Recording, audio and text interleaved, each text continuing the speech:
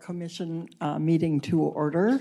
This is actually the second meeting of the day. Earlier today, Senator McPike chaired a subcommittee where we discussed possible topics for the next year and possibly 2 years.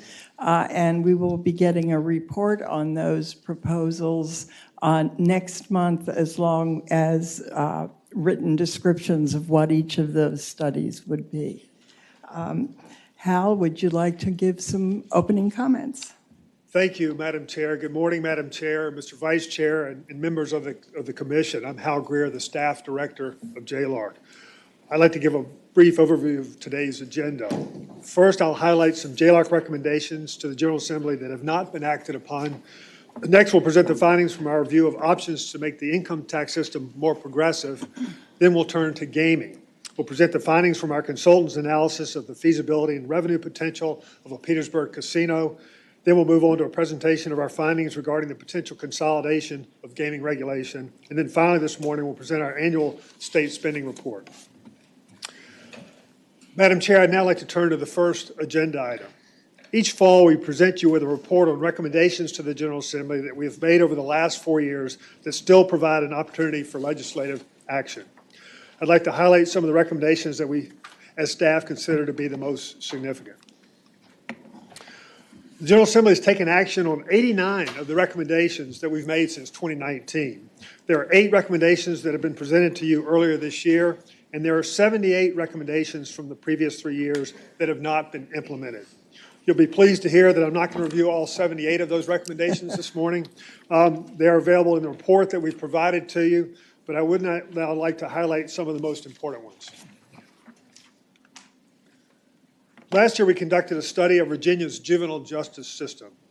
One of the concerning findings from that review was that many of the youth who find themselves in the system are likely not receiving quality legal representation.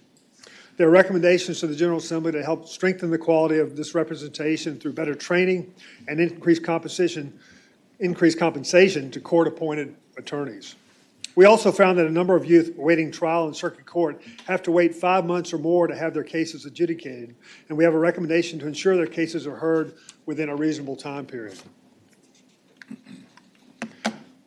Another concerning finding from our review of the juvenile justice system was that it is not providing the evidence-based rehabilitative treatment shown to best reduce the likelihood of youth reoffending and maximize their opportunity to get on a successful life path.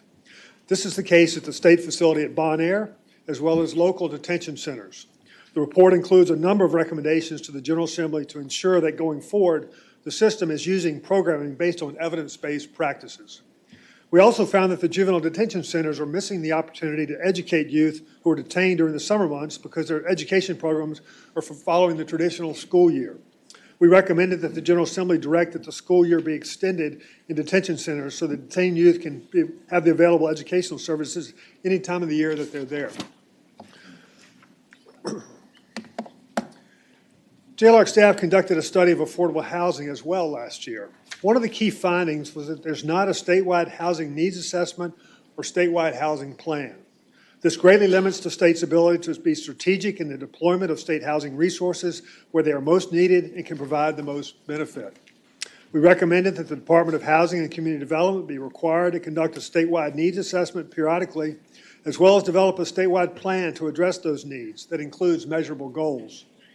We also found that Virginia Housing is not taking full advantage of one of the highest asset balances of any housing agency in the country to provide more affordable housing. We found that it could do so by setting aside more of its assets in its REACH fund, which is a flexible fund that can be used to fund affordable housing initiatives.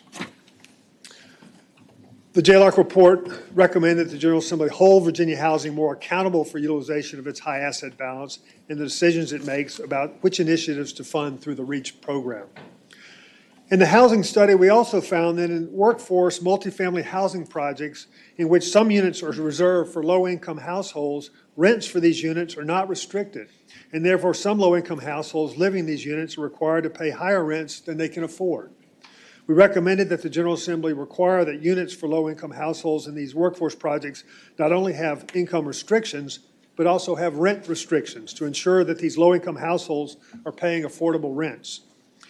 One of the biggest challenges to developing more affordable housing is restrictive local zoning ordinances. The report has a recommendation for the General Assembly to direct DHCD to develop an incentive program to incentivize localities to develop zoning policies that facilitate the development of more affordable housing.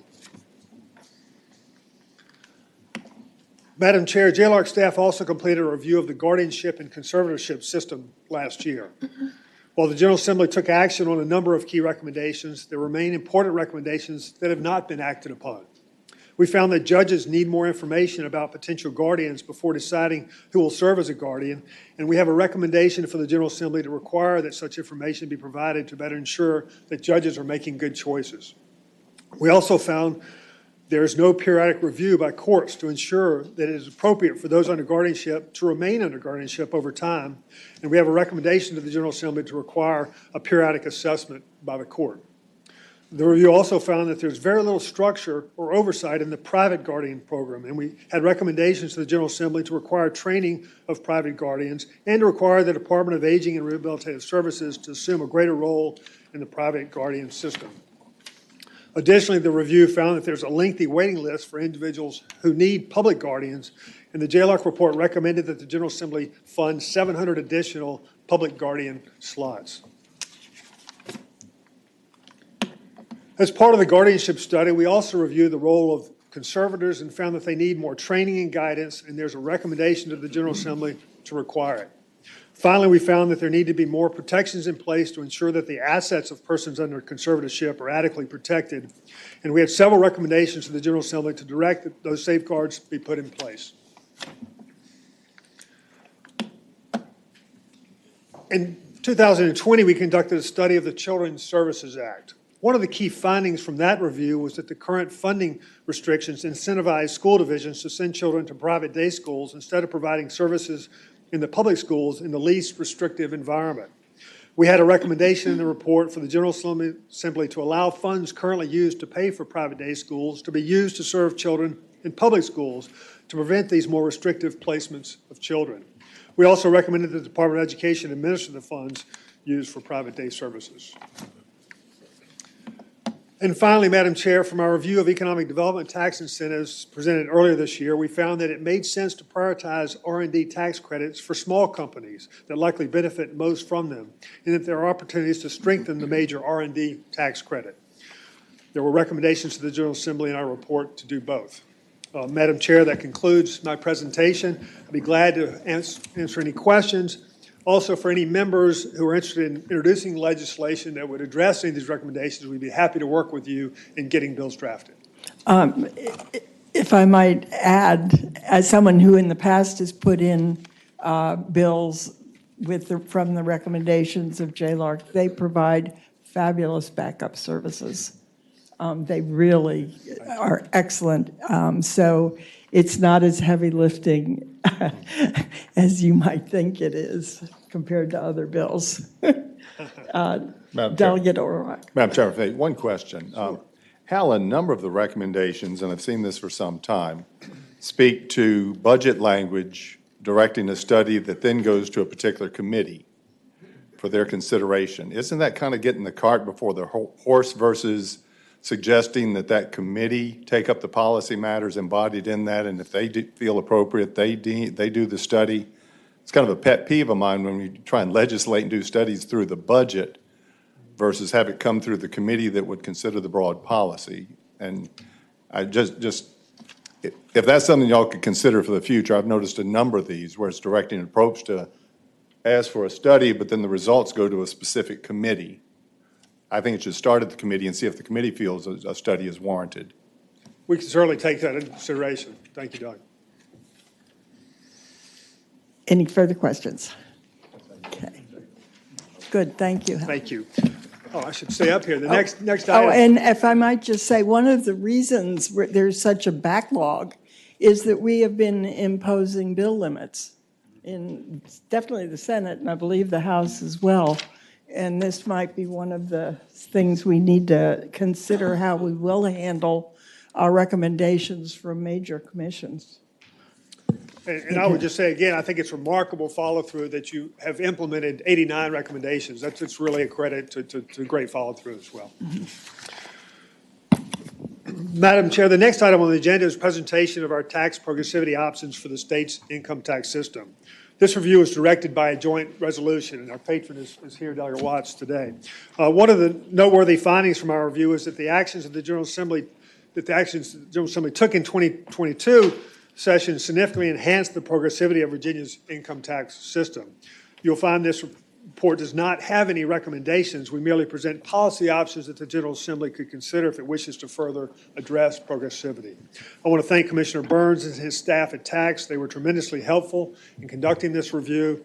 I'll turn it over to Justin Brown, who served as the project leader for the review. Justin?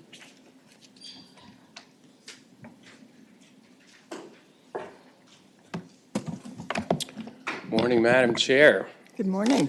And members of the Commission. So this project was directed through both the House and the Senate as a joint resolution in 2021. And the objective of the project was to identify options to make the state individual income tax more progressive than it is now. We have a full definition of progressivity in the written report, but just so you kind of understand where we're coming from when we use that word, essentially the goal of a progressive tax system is to have higher income people pay a higher percentage of their income in taxes than low income people. And the primary argument made for this by advocates for progressive taxation is that higher income people have a greater ability to pay taxes than low income people, and that the difference between high and low income levels is large and has been getting larger over time.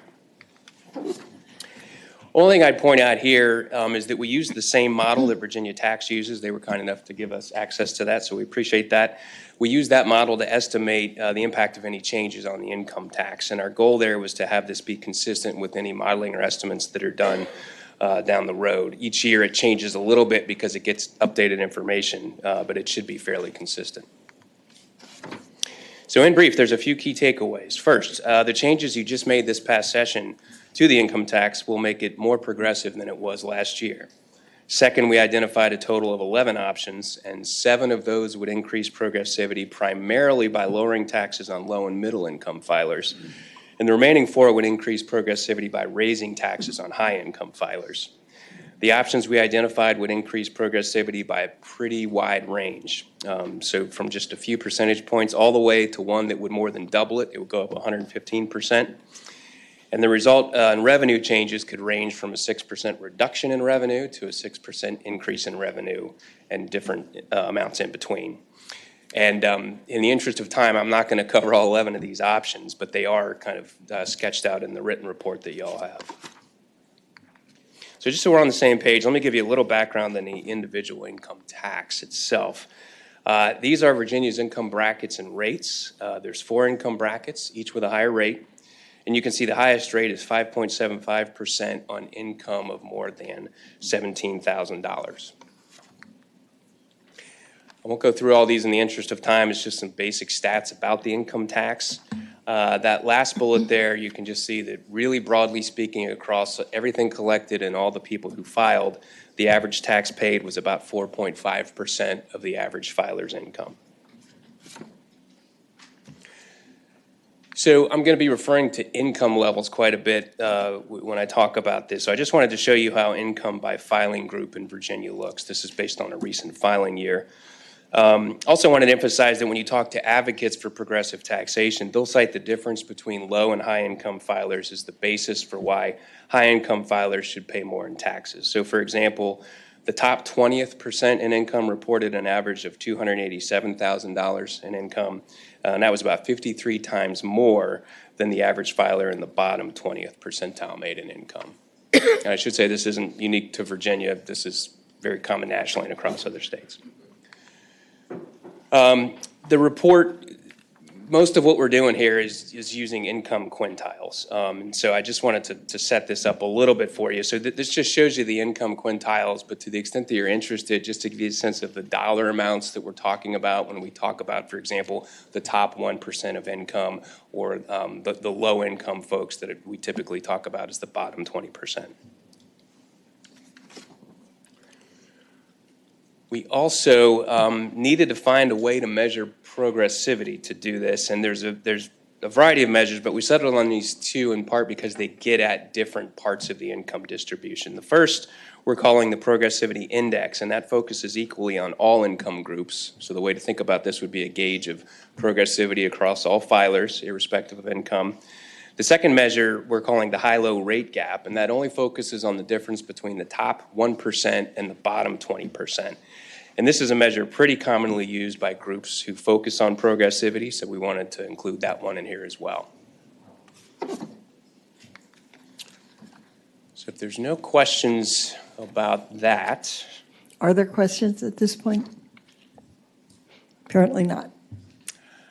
I will move to the next section just to kind of remind you what happened last legislative session with respect to the income tax and how that looks from a progressivity perspective. So there were two pretty big changes made this past year.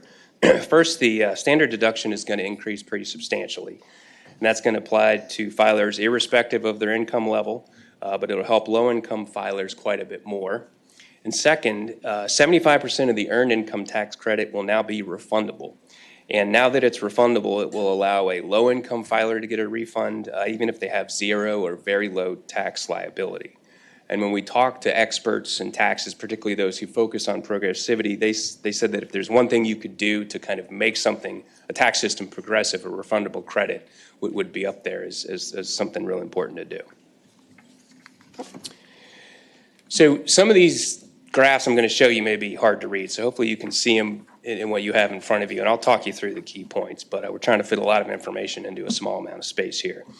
But just want to show you the impact of these two changes together on each income group. So the 2021 tax policy is shown in that top gray line, and the new 2022 tax policy is the lower darker line. And what we're showing here is for the income quintiles, the effective tax rate that each of those income groups will pay as of last year or this year. You can see a big reduction in the effective tax rates for the bottom 20% and the second 20%. And the bottom 20% gets pushed negative, down from 0.8% effective tax rate to a negative 1.2% tax rate. And that essentially turns it into a subsidy program for low-income filers. And showing you the change based on our two progressivity measures, you can see the Progressivity Index goes up 45%, which you'll see compared to other options is a fairly sizable increase. And that high-low rate gap also goes up by 48%, and that also is a big increase. And the reason that goes up so much is because folks on the low end have such a big drop in what they'll be paying. To maybe show this in another way, last year we gave you kind of an interim presentation about the income tax, and what we said was that Virginia was on average less progressive than the average state. And what I'm showing you here is as of 2018, there's a group that compares effective tax rates across all states. And so that's how Virginia looked. So the blue line was higher, and that difference between the high and the low was smaller. So what's going to happen here, once you look at what was just done, it's going to move Virginia from being less progressive than the average state to more progressive than the average state. And again, that's because of that pretty substantial drop in that bottom 20% effective tax rate. So before I move into summarizing our options, are there any question about the changes that were made and how that impacts progressivity? Any question? No question. If none, I will move to our first grouping of options here. We have, and again, as I said, there's more information in the written report, but there's two options we have focused, and the primary focus is on low income and lower middle income filers, and I just want to highlight the impact of those briefly. One thing that you could do here is take the credit that's now 75% refundable and make it 100% refundable. Doing that would push the effective tax rate, again on average, of the bottom 20% filers down to negative 1.7%. And again, that's really only going to deal with low-income filers in that bottom 20%. And again, that's a pretty sizable reduction in percentage terms, and that actually would translate into a few $100s more back to each low-income person who files. A few points on the progressivity changes. First, the Progressivity Index, which is overall, doesn't move very much, and again, that's because the low-income folks are the only ones affected by this. The high-low rate gap goes up by more, though. But I also want to just give you a sense of kind of how this looks in terms of the other options we have. Sorry, I got to have myself here. The graphics aren't quite showing up right, but the highest option we have for progressivity is 115% increase. on the Progressivity Index, and the highest we have for the high-low rate gap is 27. So you can see these are fairly moderate in comparison to that. The other thing I point out here is because folks in the bottom 20% don't contribute that much to revenue, it would cost about 0.2% of all revenue collected, and that's between $30 and $40 million. We'll have some that'll, again, range from -6 to +6%. Another thing you could do, and this is going to affect a wider group of filers, would be to increase the filing threshold. And you would basically be requiring fewer low, lower, middle, and even some middle-income joint filers to file. And you could use the federal poverty level as the filing threshold. For example, a single filer and then a family of 4. So what we're showing here would be set to twice the federal poverty level for single, and then for married filers for a family of 4. And so that's basically doubling the current amounts. And you can see that's going to really drop the lower middle income filers by quite a bit. And because this affects more filers than in the last option, you start to see a bigger decline in revenue here. You'd see about a 2% reduction in state revenue if you were to make this change.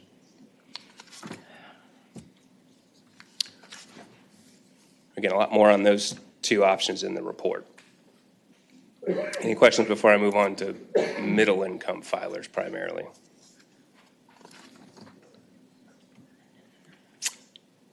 Hearing none, I will continue. As we mentioned last year, and some of you probably know, and I think it was mentioned in the study resolution, the income brackets in Virginia have been the same in dollar terms since 1990.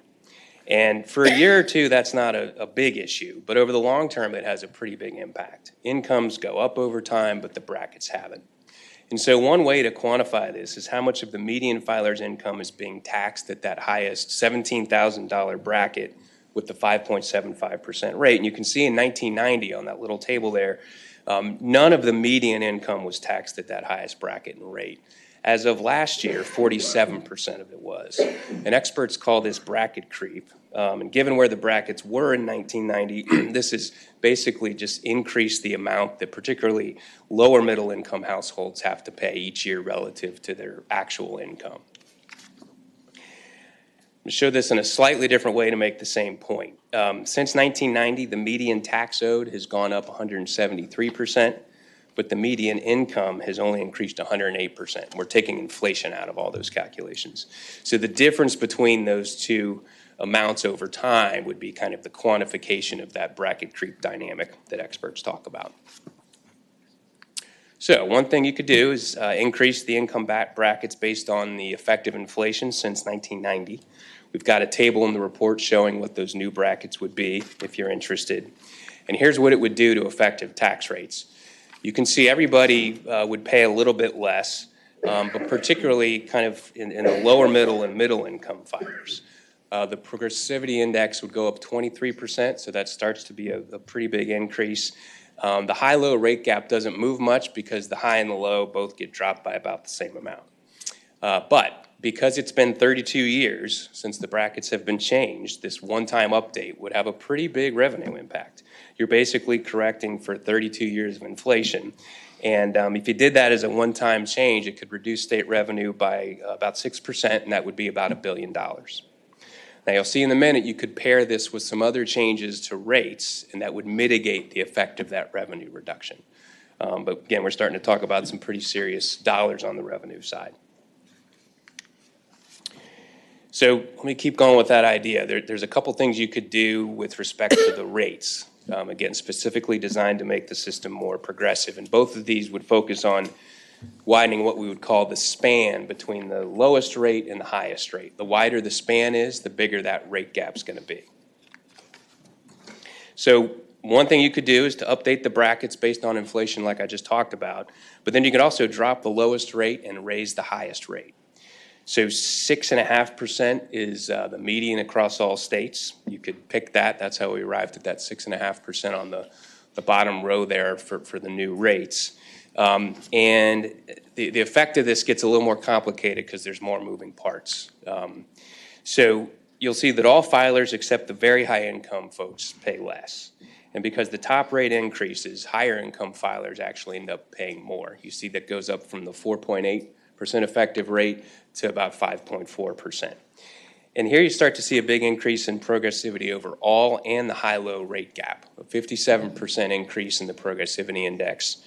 What's interesting, though, is in contrast with the option I just talked about, where all you would do is update the brackets, the revenue impact here is going to be lower because you're collecting more with the higher rate on the high-income folks. So that this would be about a 2% reduction in state revenue.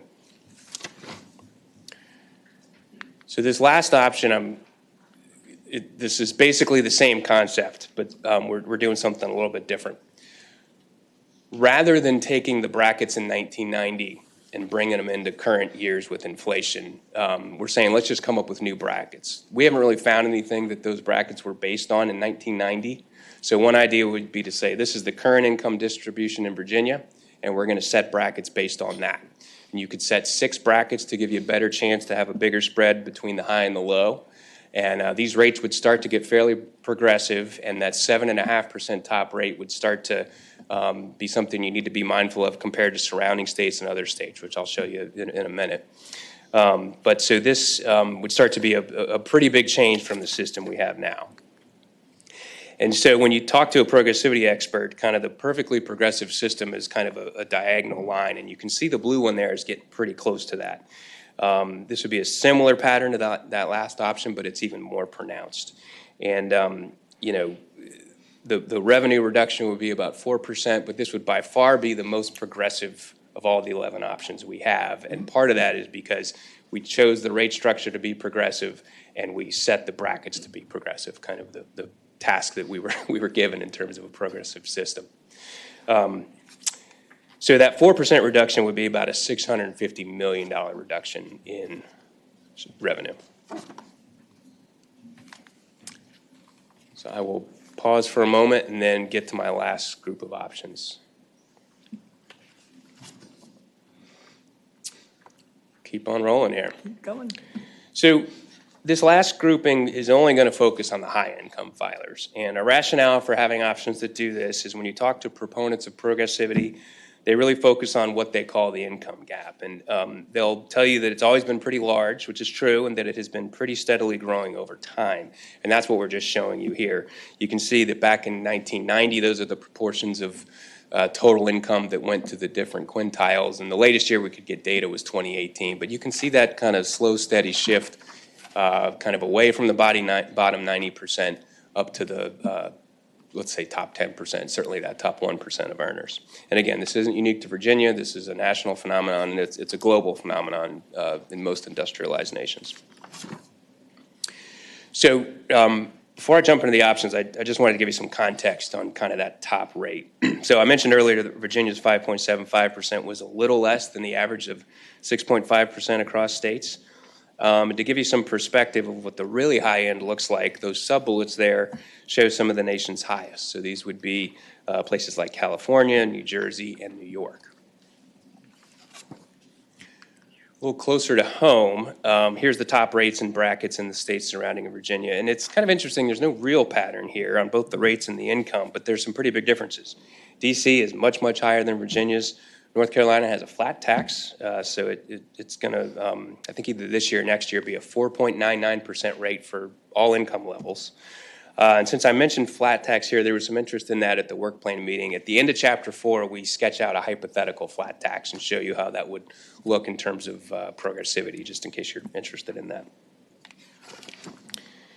So the last thing I'll say before we get into the options, and this is something that the Secretary of Finance pointed out in his letter to us, is trying to be mindful of other states when you increase rates. It's hard to find a lot of really high quality research on this, but it does seem like the bigger the increase compared to the current rate and compared to your competitor states, the more likely it might be that high income filers do something, including thinking about relocating. But another key point here is that second bullet, we found some research that was pretty high quality looking at what happened in California when they raised rates. And one study found a 0.8% increase in out-migration, people leaving.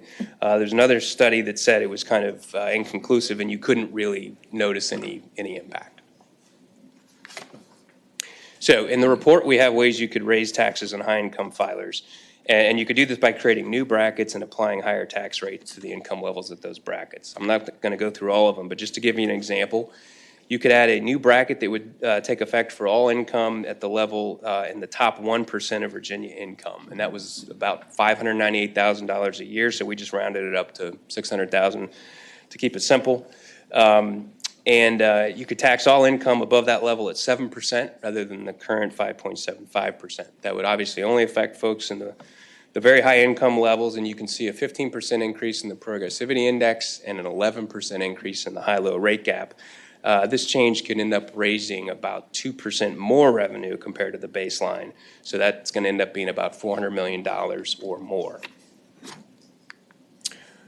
Just to give you a sense of kind of the sensitivity of these rates to how much income you collect, you could do the same thing but put a 9% rate on it. And here you can see Progressivity Index goes up a lot, high-low rate gap goes a lot.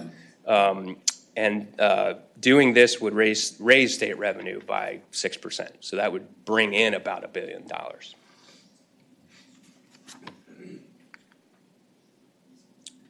Any questions before I get to my last section?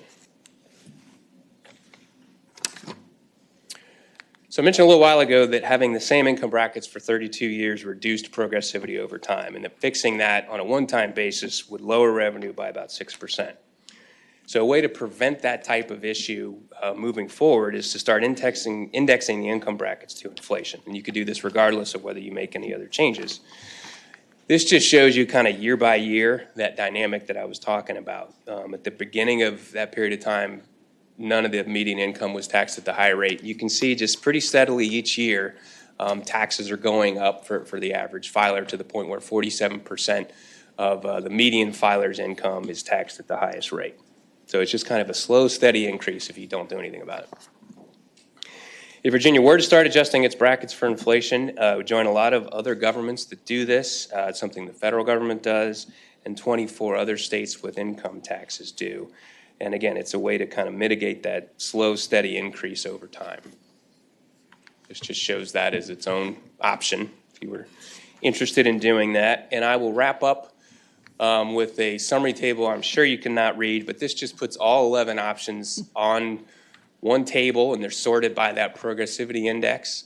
The last thing I'll say before I turn it back over is that if you wanted to, you could put together packages of these in part based on the income changes.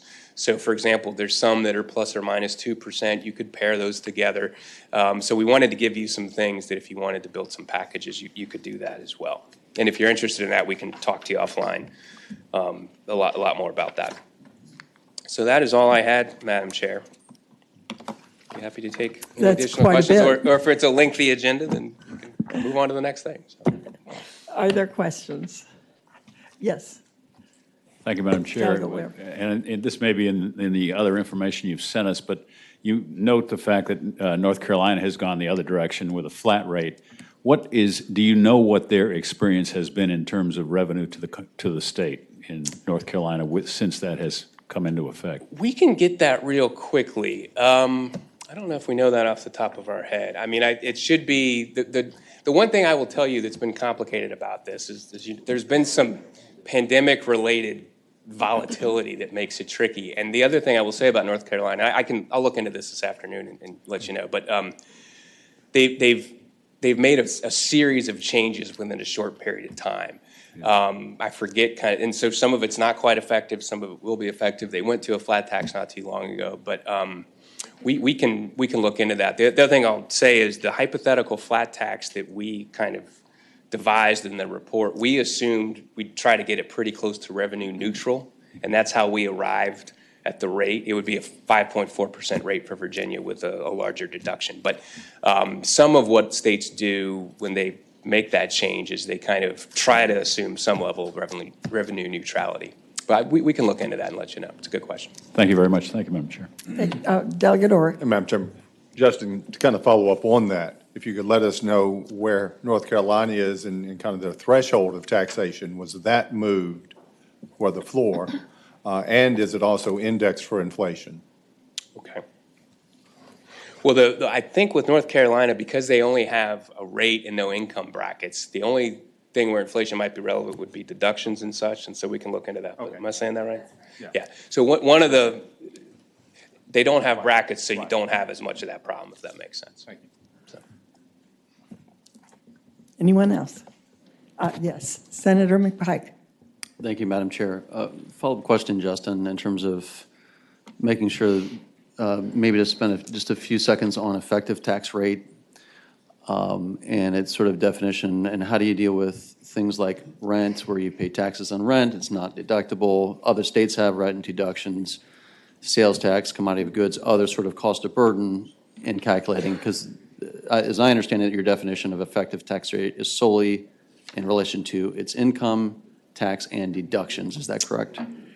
Well, okay, that gets a little complicated. I may have to phone her. Do one of you guys want to take that on? The idea of effective tax rates is that it controls for the effect of those things. And that's why you're going to see a big difference, for example, between the what they call statutory tax rate for low-income filers, because it's going to include those deductions and credits. So I think, am I saying it right? Conceptually, an effective tax rate should ideally control for all those things, and that's part of the benefit of it. But in terms of across states, I don't know if you want to comment on that. Maybe turn your microphone on. The denominator of the effective tax rate is adjusted gross income, and that's partly a limitation of the data that's available to measure. So that we start with federal adjusted gross income. We make a few small adjustments to that, but that undercounts income for certain groups. It ignores, it's only the stuff that shows up on a tax return. So some things don't show up on a tax return. Obvious example is life insurance, health insurance premiums. So it tends to undercount income for higher brackets, but it's on the whole, it's a pretty complete measure of households' income. So it's just the actual taxes, the total taxes after deductions and credits is the numerator, and then the denominator is all household income. Follow-up, Yes. Madam Chair? But I don't know if we answer, yeah. No, and so more pointedly, on those forms, are you allowed to deduct the sales tax that you've paid across the year? Are you allowed to deduct property tax that you've paid through rent, for instance, if you're a renter? I see. And other fairly significant ones that are typically lower income earners? Do those represent, and how are those calculated in the effective tax rate based on the denominator you just talked about? So I think and again, it's going to vary state by state. If a state allows those deductions, then they would be included in that effective tax rate. But to your point, if they're not allowable deductions, that's not going to show up in that. Would that be right? Right. In Yeah. Virginia, it's a conformity state, so if someone takes deductions, itemizes deductions on their federal return, they have to do the same thing at the state level. So I believe sales taxes can be deducted at the federal level. And so whatever the deduction is, that just flows through as a starting point onto the Virginia return. So it would still, so that income would not be included, I guess, in the AGI income, the kind of income you mentioned. Well, yeah, it would be included. Sales taxes, you pay sales taxes, it's on your income, so it would be included. But yeah, it's all based on what the federal government does. And if you itemize on the federal return, you have to do that in the state return. And as you know, because of the recent changes to the federal tax system, I would say something like 20% or less than 20% of households itemize. I think that's the key. A lot of low-income folks aren't doing that.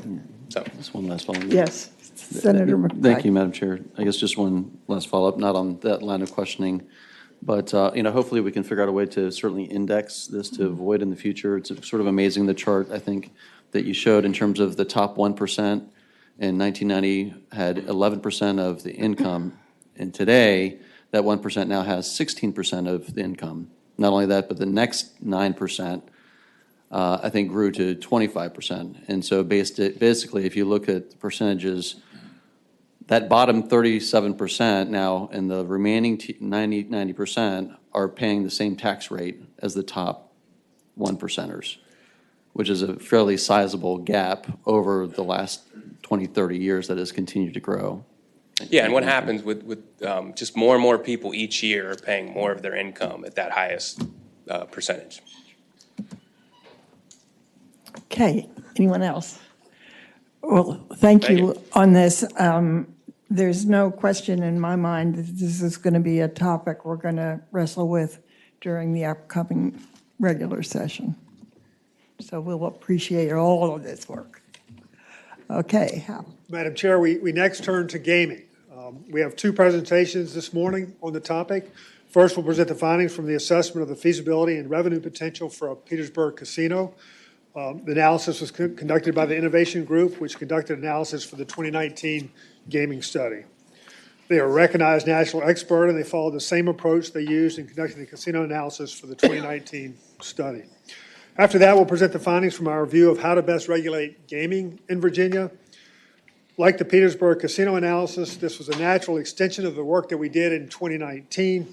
In the 2019 report, we stated that after the regulatory structure for casinos was put in place, it made sense to evaluate whether there should be further consolidation of gaming regulation in one agency. This commission did exactly that by directing this study. As you'll hear this morning, we have concluded that such consolidation does make sense. Before turning over to Tracy Smith, who will present the Petersburg casino analysis and who oversaw the study of gaming regulation, I want to thank the Innovation Group for their work on the Petersburg analysis, and I want to thank Commissioner Guthrie and his staff at VDAX, as well as David Lamont and his staff at the Virginia Racing Commission for their full cooperation and assistance in conducting this work. With that, I'll turn it over to Tracy Smith. Tracy?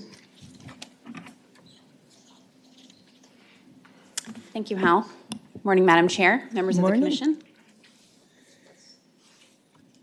Madam Chair, I have a fairly brief presentation for you this morning summarizing what our consultant, the Innovation Group, found in their analysis of the feasibility and revenue impact of locating a casino in the city of Petersburg. The Innovation Group is the same consultant that JLARC collaborated with on our 2019 study of the potential impacts of developing casinos in Virginia. We had the pleasure of working with the same Innovation Group staff on this year's work.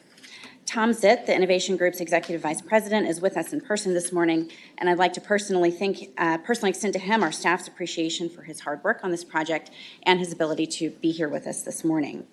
I'll do my best to summarize the Innovation Group's conclusions for you all, and Tom will be here to answer any questions about the analysis and findings to the extent that I can't.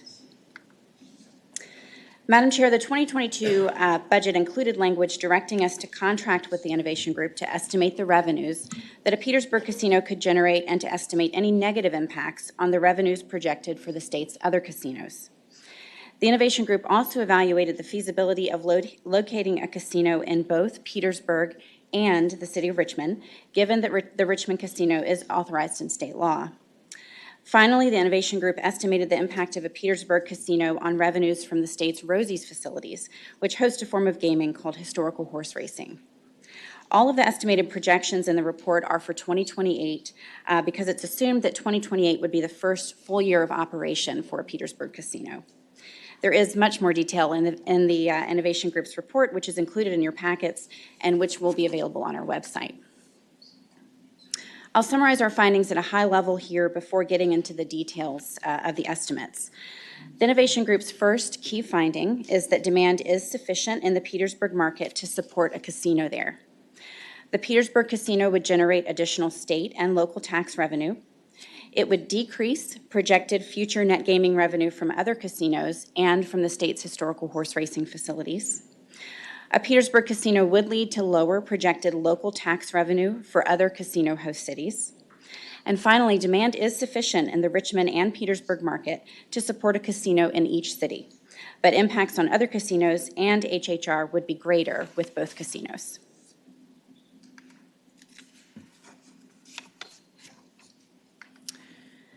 Slide 5 provides an overview of where things stand as far as casino development in the state.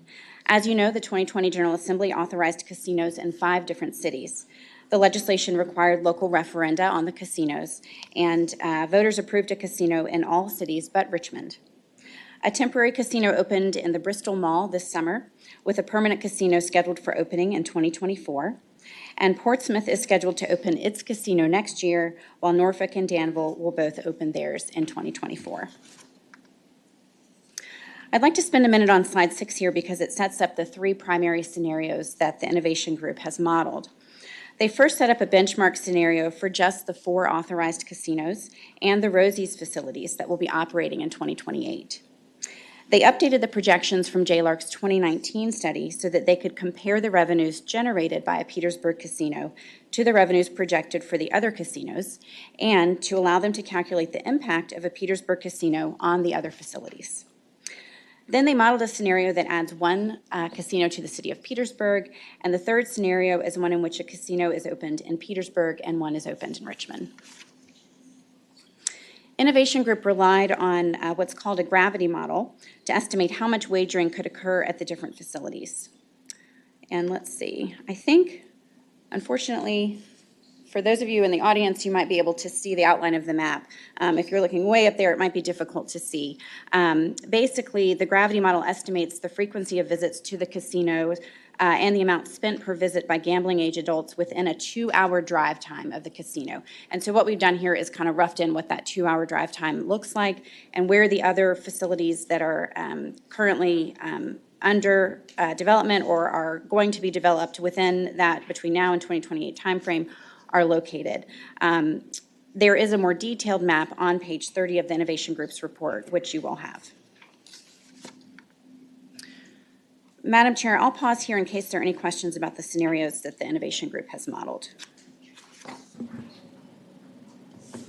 I don't see any All right. questions. I'm sorry, Oh, one quick one, Madam yes, Chair. Senator McPike. Thank you. The net impacts, I guess, looking at table 1 of the report from the Innovation Group sort of has a series of revenue loss impacts to also the existing assets or the existing casinos. Is there any sort of projection of the impact to those business models? I mean, they range from anywhere from 6% loss in revenue up to 15%, depending on scenario 2 or scenario 3. Mm-hmm. That's pretty wide ranging between changes of revenue between 10 to 30 million each for each location. Is that right? That's correct, and I'm actually going to provide a little bit more detail in the slides here in a minute, but there is more information, as you can see, in the detailed tables that are in the report, and also at the end of the slide presentation here. I won't go through them, but I've included on the slides some of the details from the report with the actual numbers so that you all can take a look at them. I'm curious if they have sort of the reverse of what we're looking about here in the market areas about what the impact of the National Harbor would be on the Virginia facilities. I will phone a friend here and ask Tom. Hit the button right there. Oh, sorry. The National Harbor, the existing facilities in Maryland and other states, they're included in the baseline. So they're already open and running. So the modeling process, we start with calibration to known revenues at all the existing facilities. So the existing open Rosie's, for example, are also included in the baseline calibration. We used last 12 months of data from Maryland and Virginia for that calibration.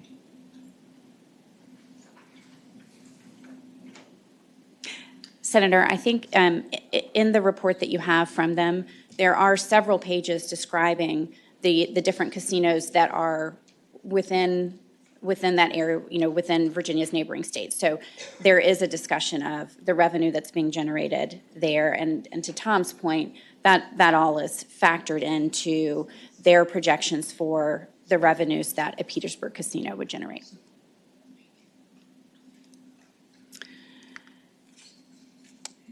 In the next few slides, I'll summarize the impact of a Petersburg casino on state and local taxes. I put slide 9 in here to remind you that the state casino tax is tiered by net gaming revenue amount. So net gaming revenue is essentially the amount of revenue that a casino generates after winnings are paid out to players. The 2020 legislation established this tiered tax rate so that an 18% tax is paid on the first $200 million of net gaming revenue, and it maxes out at a 30% tax on any net gaming revenue exceeding $400 million. A portion of net gaming revenue, about 6%, goes to the local host governments. The Innovation Group's baseline projection shows that none of the casinos are projected to reach the $400 million threshold, even though by 2028 they will have been operating for several years. The Danville Casino is expected to generate the most net gaming revenue of the 4 casinos due to its ability to draw from North Carolina's population centers. And again, this is just the baseline projection without a Petersburg or Richmond casino. So the Innovation Group's first key finding is that a Petersburg casino would be profitable and that it would increase total statewide net gaming revenue by 18% in 2028. The capital investment assumed for the casino is $300 million, and it's probably most comparable to the Portsmouth Casino. The Innovation Group estimates that a Petersburg casino would generate just over $200 million in net gaming revenue in 2028. What I've done here on this slide is just to stack that up against the projections for the other 4 casinos so that you can compare them. The slide does not net out the impact of Petersburg on the other casinos. I just wanted to show you this for comparison, and we'll talk about the net impact on those other casinos in a moment. As a reminder, the revenue shown on this slide is the revenue a casino would generate after winnings are paid out. This is not gaming tax revenue, which we'll talk about in a couple of slides. Innovation Group also found that developing 2 casinos, one in Petersburg and one in Richmond, would be viable.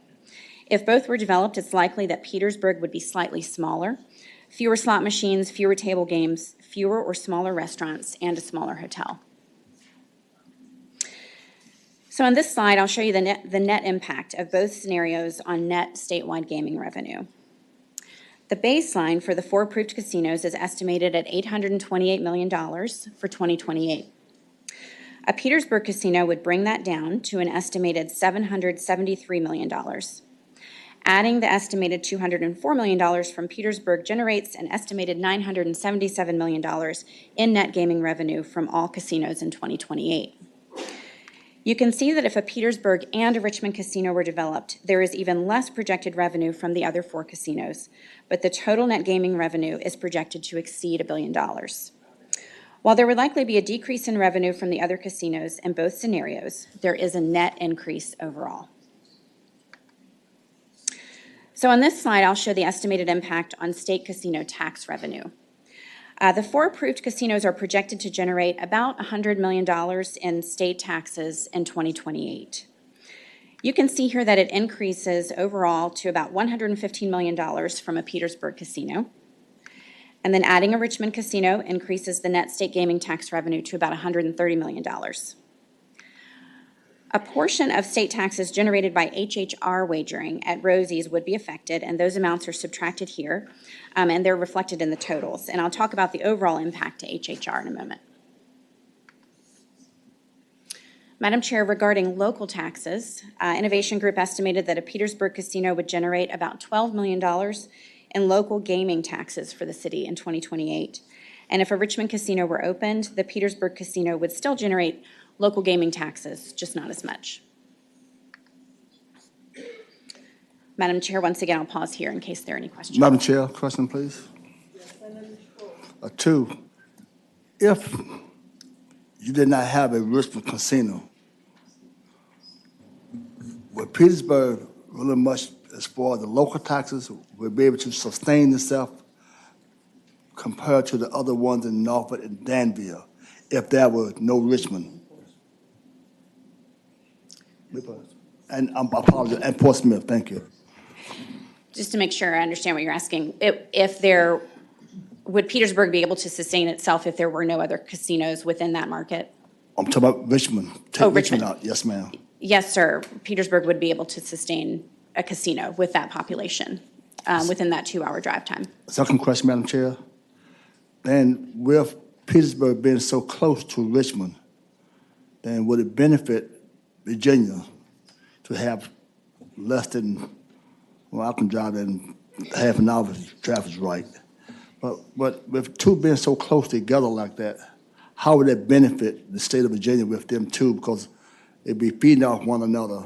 So all you're doing, you're going to lessen Petersburg because of Richmond. So why would we need Richmond that had the opportunity before? And now Petersburg is on that we like. And then you got Richmond coming back.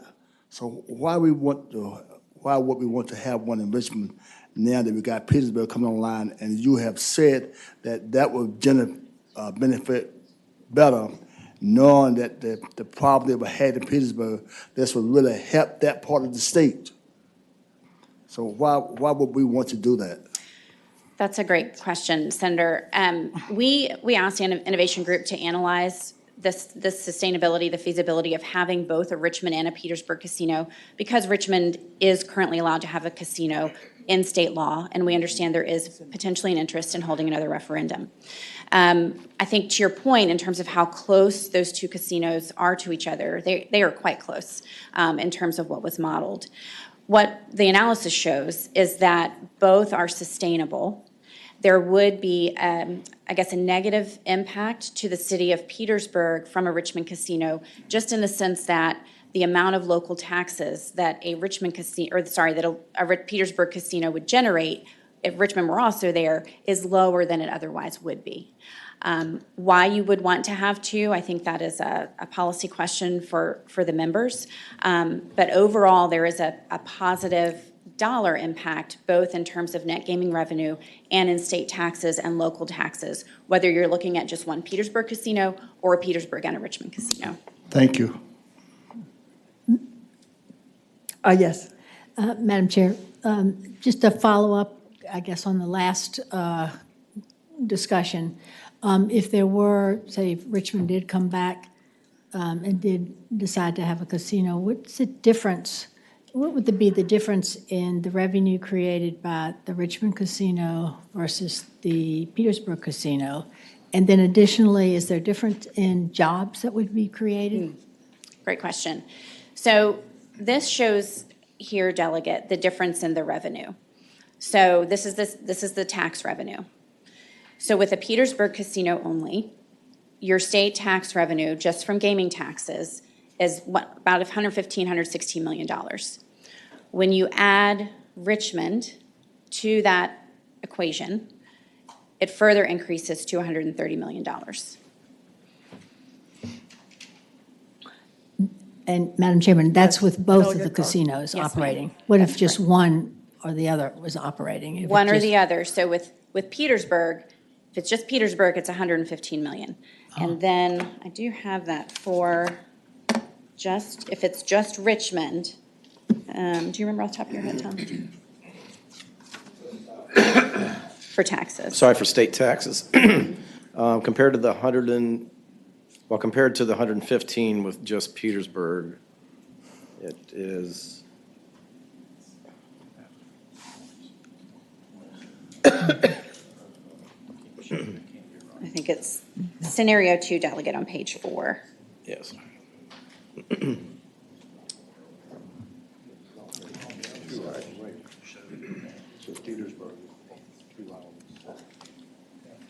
I don't want to say a number and have it be inaccurate, so I'm going to look at my expert over here. Oh. I think it's $15 million. Sorry, $18 million in 2028. Table 5, page 5. Sorry, yeah, 120, almost 126 million compared to the 116. Oh, and that's where I'm just looking at local, right. And Madam Chairman, Yes, and then Delegate Carr. job creation? So job creation, I don't have that in the slide presentation this morning, but just for Petersburg, the average, or the total is estimated to be 1,283 jobs, just for Petersburg. Adding in the Richmond casino is 970. That would be the impact in Petersburg, not Richmond. So that's not Petersburg versus Richmond, it's the combination of the two. I believe that's right. Yeah, we don't have the numbers for Richmond only employment, but it would be larger Right. because you would have a larger casino. Thank you. Thank you, Madam Chairman. Okay. Further questions? Madam Chair, one last question.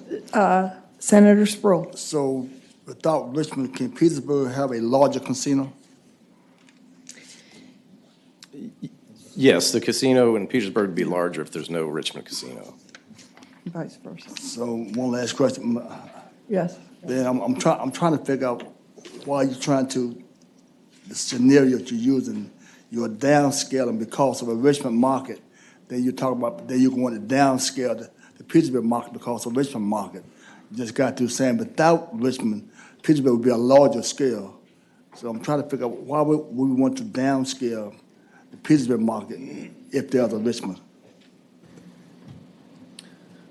Again, Senator, I think that is, it's probably a policy call. I think, both Richmond and Petersburg would have smaller casinos in kind of the combination scenario than if they were to have their own casino and not another one within that market. Thank you. And we do have the profiles of how much smaller what that would mean. So you have fewer hotel rooms, fewer restaurants, fewer slot machines, fewer table games, and the Innovation Group has modeled out, projected out what that would look like, what a smaller casino would look like. Thank you. Madam Chair, could I make a comment? It's up over here. Oh, yes. Yes, Just please. Senator Sproul, one of, our goal and task here was just to provide the analysis of the different scenarios. We're not making any judgments as a staff about what should be done or not done. We're just giving you the numbers on the different scenarios. Okay. Senator Locke, and then Senator McPike. Thank you, Madam Chair. Are you going to talk about the impact that this would have on Rosie's historical horse racing facilities? Yes, Senator, that's coming up in a couple of slides. Okay, Senator McPike, Thank you, Madam Chairman. and then Delegate Wilt. I guess to put it in perspective, based on the net gaming revenue projections for Petersburg alone, you're looking at essentially the equivalent of Hard Rock Bristol if there's a Richmond as well, or if there's not, roughly what's invested at Portsmouth. Correct. Just for size and scale for what the committee is listening to and considering. And I guess, if Madam Chair, if it's okay, I know the next couple slides will deal with HHR, but I'd also remind the committee that in the adoption of the casino legislation, we had already addressed the HHR gaming revenue because that was also built into the baseline. That was based in the baseline where we expanded the number of machines allowed to the HHR in order to compensate for the additional revenue lost by approving of casinos. So just taking us back a couple of years in a historical, bad word, I guess, for HHR, but historical context for a lot of the decisions that dominated from this. And then one final comment, Madam Chair, the next slides are really important. The charts show us the revenue as a baseline. However, from a policy perspective, the General Assembly's baseline included a Richmond casino. And so the delta I want to make sure we focus on is really the delta between the revenue between the two, because it's not actually an 8 or 10% loss. The baseline of our policy included Richmond. And so therefore, each of these casinos that have already opened up and plan to open up in other areas have planned on having a Richmond facility. And so the numbers are a little bit skewed because their business models have already projected in there being something in the Richmond or Richmond area. And so the delta, from my perspective, becomes the delta between a Petersburg or a Petersburg plus Richmond and what that delta is. And it looks like it's about a $6 million to $10 million delta. So maybe that sets the stage for the next slides. It may. We have not, I think we could certainly calculate for you, and it sounds like that's probably about right, what the, if Richmond had developed the casino, what would that delta look like? But I think that sounds about right. And again, we do have information on if a Richmond casino had been approved, what that would look like. That is in your packets. We just didn't want to throw additional numbers up here, but we certainly have that information. Okay, Delegate Wilt. Thank you. Excuse me. Thank you, Madam Chair. So I've got to confess, I'm a little confused on the revenue numbers and so forth, but I reference back to your slide number 14. And I mean, the way I look at it, the far right-hand column, other casinos, Petersburg and Richmond, that shows me an additional revenue from Richmond. And I'm not taking sides here, Madam Chair. I'm just looking at, it shows another 100 million in Richmond. I mean, is that, what am I missing in all the other revenue conversation? That's correct. You're correct. Okay, further questions at this point? Okay. All right. Let's see. Yes. Let me get back to where I was. Can you just hit me? There we go, thanks. All right, so on slide 14, you saw how Petersburg Casino would affect revenues generated by the other casinos in aggregate. This slide summarizes for you how each individual casino would be impacted. So the light blue bars here represent the baseline projection for 2028 without any additional casinos, so just the 4 that have been approved and are under development. The middle bar shows you for each planned casino how Petersburg would affect the projected revenues. And then the dark blue bar shows you how a Petersburg and a Richmond casino would affect the baseline for each location. So Danville, Norfolk, and Portsmouth would be affected by an estimated $17 million or $18 million roughly. And then because there isn't much overlap between the Bristol market and the Petersburg gaming market, there isn't likely to be a material impact on the Bristol casino. So I'll let this kind of sit up there for a minute.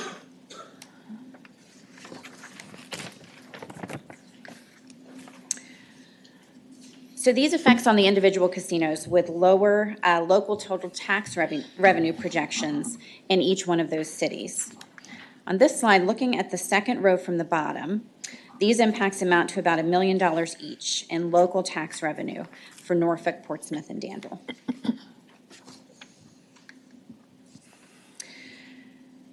Now to Rosie's. The Innovation Group estimated how a Petersburg casino would affect the Rosie's HHR facilities. The net gaming revenue that the Rosie's facilities generate just from what's considered to be the Petersburg market, which is that area shown back on slide 7, would be about $365 million. Adding a Petersburg casino reduces that by about $46 million, and adding Richmond more than doubles that impact. Looking at the individual Rosie's facilities, a Petersburg casino is probably going to have the greatest effect on the Richmond Rosie's and the Rosie's that is out at the track at New Kent.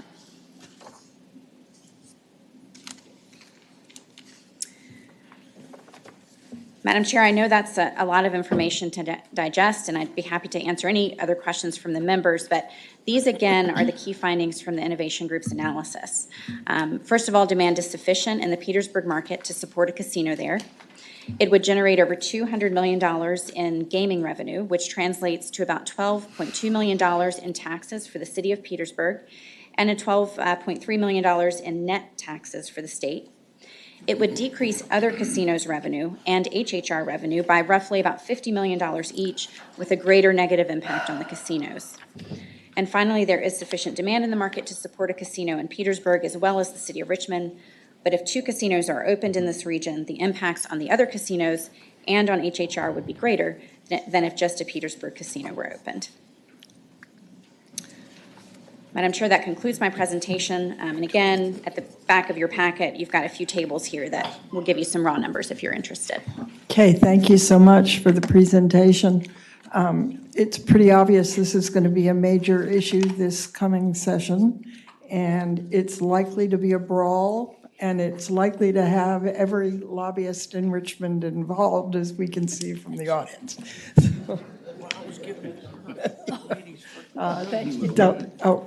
Madam Chair, if I may, brief question. Yes, Delegate Orr. Yes, thank you, Madam Chairman. Tracy, at some juncture, could you let us know what the reduction in the HHR revenues would have on the overall racing industry and equine industry in the state?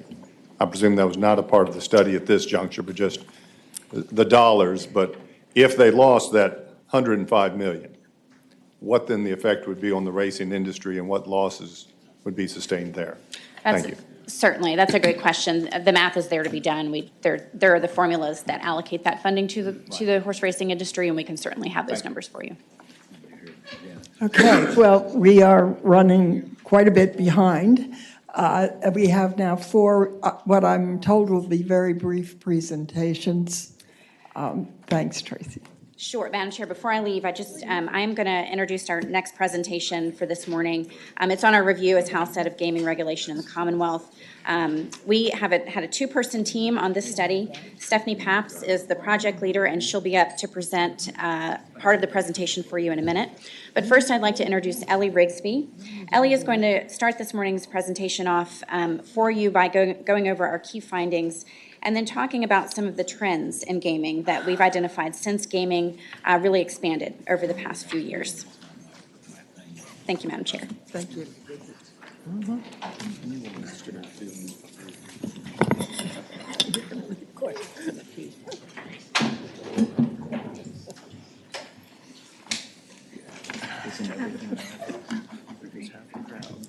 There it goes.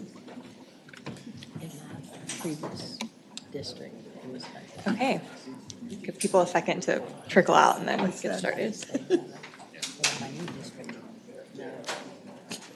Alrighty. Okay, You ready? yeah. All right. Good morning, Madam Chair and members of the Commission. As Tracy said, my name is Ellie Rigsby, and I'm a senior legislative analyst at JLARC. I worked on a review of the administration and oversight of gaming in Virginia, and I'm going to spend the next few minutes introducing the study and going over recent trends related to gaming. I'll then pass the presentation over to Stephanie Paps, who is the project leader for this study, and she'll go through our key findings and recommendations. The mandate for this study directed us to assess the advantages and disadvantages of consolidating gaming regulation under a single state agency. As part of that assessment, we evaluated the roles, responsibilities, and effectiveness of agencies that currently regulate gaming. We compared regulatory requirements across forms of gaming. We considered how consolidation would impact each agency that regulates gaming, and we looked at other states' approaches to gaming regulation. To carry out the research for this study, we conducted interviews with Virginia's gaming agencies, reviewed gaming-related laws and regulations, and used agency data to conduct analyses related to staffing and gaming revenue. And you can see additional research activities on this slide. Our study found that legal gaming has expanded rapidly in Virginia over the past few years, that the Virginia Racing Commission lacks the staff, expertise, and regulatory structure necessary to effectively regulate historical horse racing, and that staffing shortages limit the Virginia Department of Agriculture and Consumer Services' ability to most effectively regulate charitable gaming. We also found that a single agency could ensure that all gaming is regulated efficiently and effectively, that the Virginia Lottery is best suited to serve as a central gaming agency should one be established, and that if a central gaming agency is not established, the Racing Commission and VDACs will need additional resources to regulate historical horse racing and charitable gaming. I'll now provide some background on the status of legal gaming in Virginia. Traditionally, Virginia has permitted 3 types of gaming: the lottery, charitable gaming, and horse race wagering. The lottery has historically offered games of chance, included daylight drawings and scratch tickets. Charitable gaming has traditionally included bingo, pull tabs, raffles, and other games that are conducted by qualified organizations to raise money for charitable purposes. And traditional horse race wagering is pari-mutuel wagering on the outcome of a live horse race. Virginia regulates permitted gaming in order to ensure the integrity and fairness of the gaming industry.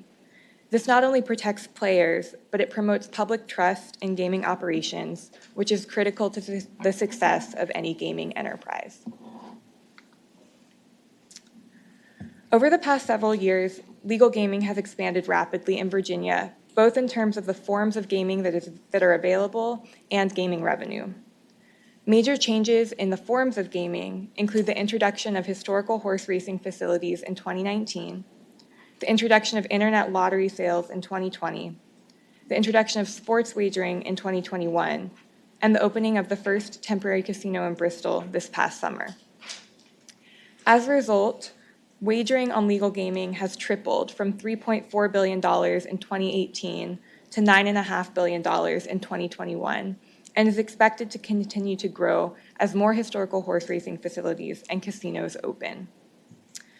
As a note, this chart does not include wagering from a potential Richmond or Petersburg casino, nor does it include wagering on currently unregulated gray machines that operate in convenience stores and other facilities throughout the state. Most forms of gaming now offer wagering through electronic gaming machines.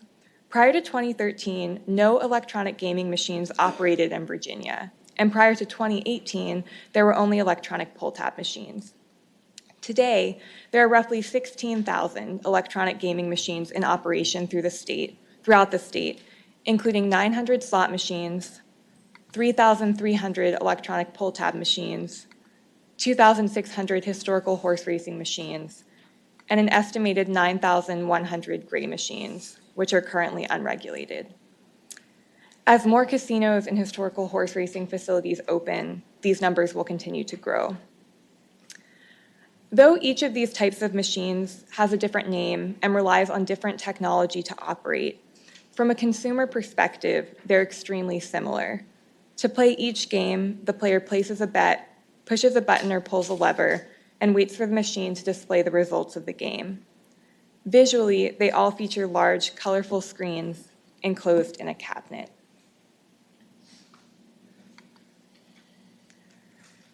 Total wagering grew by $6 billion between 2018 and 2021, and growth in wagering on historical horse racing machines accounts for over half of that growth. As gaming has expanded, it has generated substantial funds for education, charitable organizations, the horse industry, and governments. In 2021, the lottery generated nearly $800 million for public education. Charitable gaming generated $77 million for charitable organizations.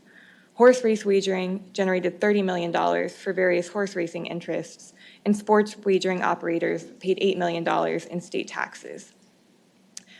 The amount of tax revenue that's collected from sports wagering is expected to increase substantially in 2022 after the General Assembly ended an exemption that allowed operators to write off revenue earned through promotional play.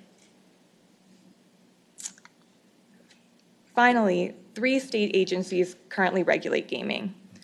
The Virginia Lottery regulates the lottery, casinos, and sports betting.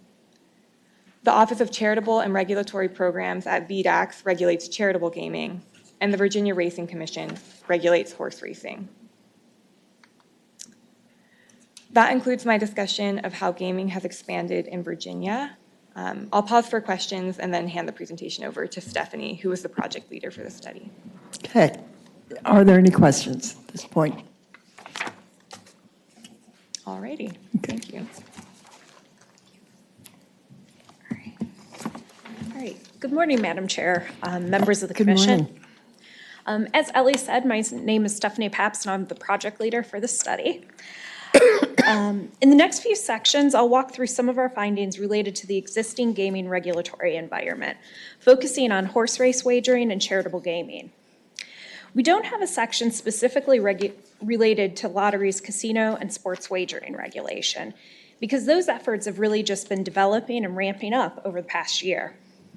However, as I'll discuss throughout, we did compare the regulatory program that lottery is developing to industry standards, and we generally found that lottery's regulatory efforts were in line with those national industry standards.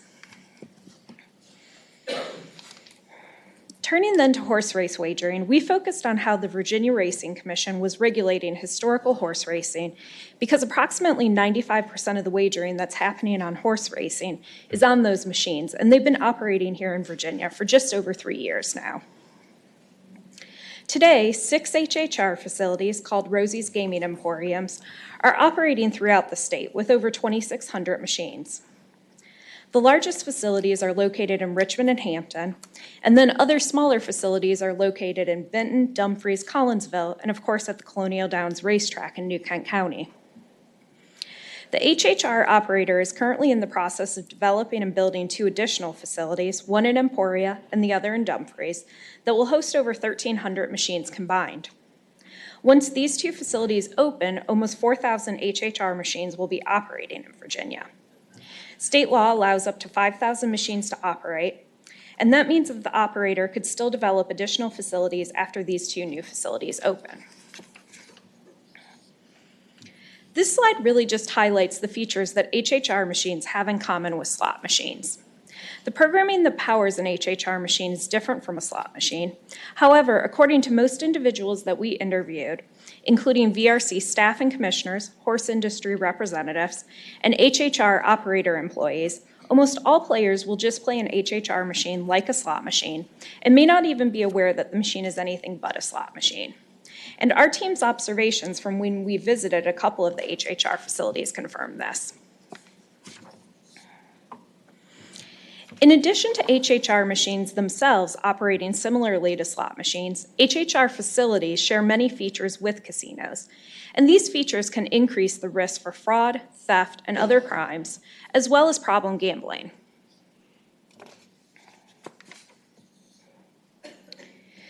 We found that the Virginia Racing Commission does not have adequate staffing, expertise, or regulations in place to sufficiently regulate historical horse racing. We found that the commissioners who serve on the VRC and the staff that work there don't have the necessary experience or knowledge to regulate large-scale gaming, like what's now occurring at the HHR facilities. VRC members are typically appointed to those roles because of their experience and interest in Virginia's horse and agricultural industries. And while this type of experience and knowledge is necessary to regulate horse racing, it doesn't lend itself as well to regulating large-scale gaming.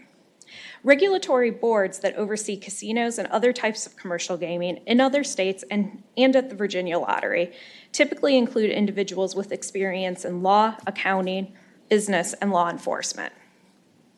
Similarly, the small staff at the Racing Commission generally don't have experience in regulating large-scale gaming. The Virginia Racing Commission also has a very small staff, and it didn't truly expand the number of staff to take on the additional responsibilities of regulating historical horse racing. The Racing Commission has historically employed 4 staffers, and when HHR was authorized, the Racing Commission only hired 1 part-time employee who works remotely out of state. We use staffing data from other states with casinos to determine how many employees might be needed to adequately regulate HHR facilities. We adjusted the ratios from other states a bit to account for the fact that there are some slight differences between casinos and HHR facilities, and we found that the state needs at least 15 employees to regulate the current HHR facilities. Once the 2 new HHR facilities under construction open, an additional 7 regulatory employees would be needed. According to the gaming experts we interviewed, the standards applied to licensing casinos are the same standards that should be applied to licensing an HHR facility. And this is really because an HHR facility poses many of the same risks as a casino. The casino licensure process has several key elements to it. One of those key elements is ensuring that everyone involved in operating a casino or selling to a casino go through the licensure process. Another key element involves subjecting individuals who have the most access and control of the casino to more scrutiny in the licensure process.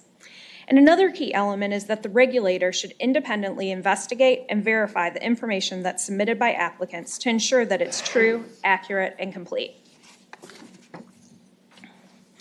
When we compared the Racing Commission's licensing practices to those used for casino licensing, we found some shortcomings compared to those industry best practices. A few of those shortcomings are listed on the slide, but I did want to highlight one of the major shortcomings we found, which is that the Racing Commission doesn't independently verify any personal or financial information submitted in licensure applications. The Racing Commission does conduct criminal background checks for all applicants, but typically casino licensing staff will conduct other investigations to confirm personal and financial information submitted by key personnel. These types of licensing practices are really intended to deter individuals with criminal or even unethical intent from getting involved in a state's gaming industry at all, and they're considered standard in the gaming industry. We also found that the Racing Commission's day-to-day operations regulations don't address some of the key risks associated with large-scale gaming. Again, this slide lists a few of those shortcomings, and Chapter 3 of the report provides more detail. One of the major shortcomings that I did want to highlight in this area, though, is that the Racing Commission doesn't require submission and approval of internal controls. Internal controls are detailed policies that are typically required for a whole host of items and processes, including things like the process that's used to confirm and pay out jackpots, the process that's used to remove cash from slot machines and transport it to the count room, or the process that's used to count and document cash. Typically, casinos are required to submit detailed written descriptions of their internal controls and have them approved by the regulator, but the VRC's regulations don't require this. Again, similar to licensing regulations, these operational regulations are intended to ensure that the gaming facility operates fairly and ethically, and that ultimately nothing happens that would cause individuals to question the integrity of the state's gaming industry. This slide summarizes a couple of our recommendations related to improving regulations that govern licensing processes and operational requirements for HHR facilities. Madam Chair, I'll pause here for any questions. Questions? All right. This next section summarizes our findings related to the regulation of charitable gaming. As you all know, several changes to the laws governing charitable gaming have been made over the past 3 years. A few examples of those changes include authorizing charities to hold Texas Hold'em poker tournaments and providing VDEX with additional authorities to promulgate charitable gaming regulations and to make licensing and enforcement action decisions.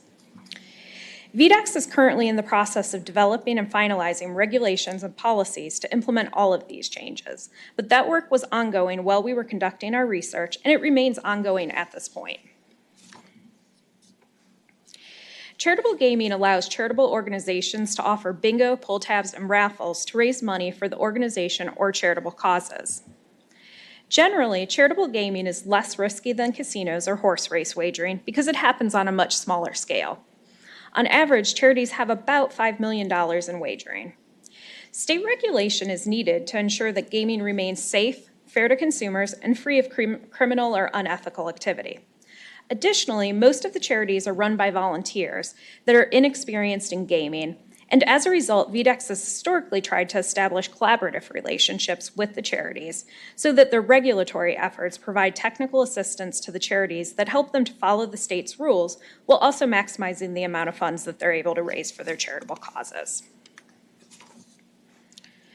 Our primary finding in relation to the regulation of charitable gaming is that VDEX has too few staff to adequately oversee charitable gaming. VDEX regulates charitable gaming through a few different activities that are relatively similar to how other types of gaming operations are regulated. First, VDEX controls who can participate in charitable gaming by permitting organizations, gaming managers, bingo callers, and gaming equipment suppliers. Second, VDEX conducts inspections of charitable gaming facilities to ensure that the games are being run according to the state's rules. And finally, VDEX periodically audits charitable gaming accounts, which ensures that the charities use any gaming revenues for permissible purposes and that financial crimes are not occurring.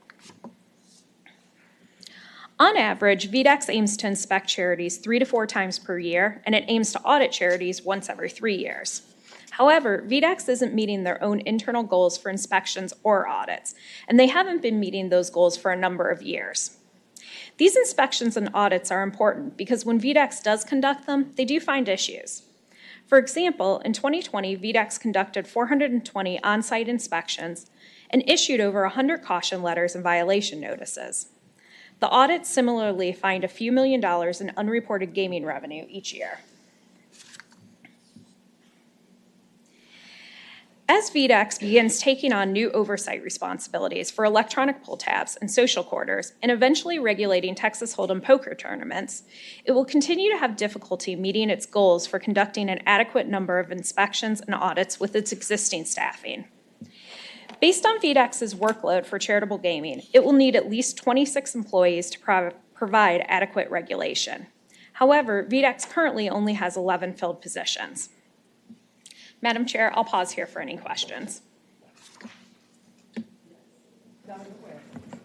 Madam Chairman, I don't have any questions, but I don't serve on the committee that oversees this, but what we have heard I found profoundly troubling. I'll leave it there. I agree with you, Delegate. Yes. Okay. All right. A final area of the gaming landscape that we wanted to describe before getting to our discussion of a potential central gaming agency is unregulated electronic gaming machines. I'll refer to the machines as gray machines, but they're also commonly referred to as skill machines. We found that the gray machines produce substantial wagering statewide, which could reduce wagering on other authorized forms of gaming. Additionally, we found that because the machines are not currently regulated, they create risks for Virginians. Green machines are electronic gaming machines that look similar to a slot machine from a player's perspective, and they're typically found located in restaurants, gas stations, and convenience stores. Legislation passed in the 2020 session defined skill games and characterized them as illegal gambling, but the legislation was delayed for 1 year, and the machines were temporarily allowed and regulated by ABC during fiscal year 21. Since the ban on the machines went into effect, the machines have continued to operate. A lawsuit has been filed challenging the prohibition on the machines, and that case is ongoing at this time. A temporary injunction on the ban was issued, and it's allowed the machines to continue operating. According to ABC's data from fiscal year 21, there were approximately 9,000 machines operating in the state at that time. During that same year, ABC had no way to monitor or audit wagering on the machines, but they did receive revenue reports from the machine manufacturers and distributors. According to that self-reported data, almost $2.2 billion was wagered on the machines in that year, and net gaming revenue was over $500 million. In that year of regulation, almost $130 million was collected in taxes. Commonwealth's attorneys that we interviewed for this study indicated to us that the number of machines might be growing larger than that 9,000 that were operating in Virginia in fiscal year 21 when the machines were regulated. Georgia is one state that's developed a regulatory program for these types of gaming machines over the past few years, and they currently have over 24,000 machines operating in that state. If the number of machines in Virginia grew to a similar number on a per capita basis, Virginia could potentially end up with more than 19,000 machines. If gray machines were at some point authorized and regulated, the state could place a number of limitations on them, and the slide lists a few of the restrictions that Georgia's placed on these types of gaming machines. Madam Chair, I'll pause here for questions. Madam Chair? Yes, Doug. Thank you. Knowing that the gray machine has been delayed for a whole year, you talked about, and you said that there's a risk. What kind of risk you talking about, knowing that at those truck stops and gas stations, people love them? Mm-hmm. It's not that benefit us. I heard you say that they would take a risk. What kind of risk you talking about? Yes, sir. We're really talking about the same types of risks that exist with any type of gaming that's out there. So if you refer back to that slide we have earlier about historical horse racing and how large amounts of wagering can be risky because it's a lot of cash wandering around, and so it just increases your risk for ancillary crimes like theft. It can also increase your risk for fraud, racketeering, and those types of things. So it's the same risk as any type of gambling has. Okay. All right.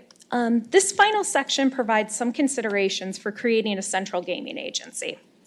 Going back to where we started this presentation, gaming has expanded rapidly in the past 3 years, with the types and amounts of wagering almost tripling before a casino ever opened.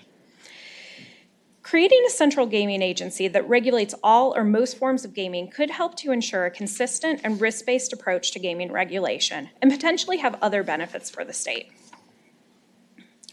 In most states, gaming regulation has developed on an ad hoc basis, with new gaming regulatory programs being developed as different types of gaming have been permitted.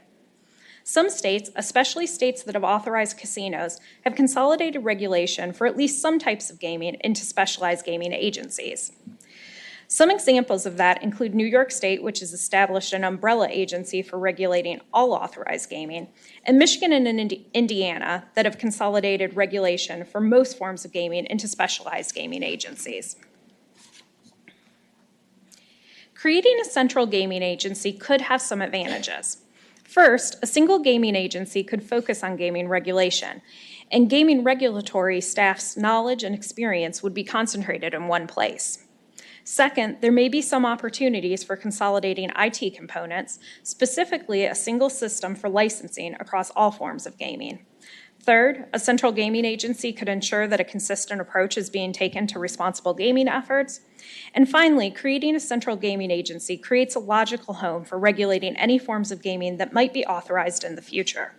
It also provides legislators and other policymakers with a central location for expertise on gaming policy issues that may come up in the future. The Racing Commission's regulation of HHR has many shortcomings, as we discussed, and regulating HHR through a central gaming agency rather than through the Racing Commission could address some of those shortcomings.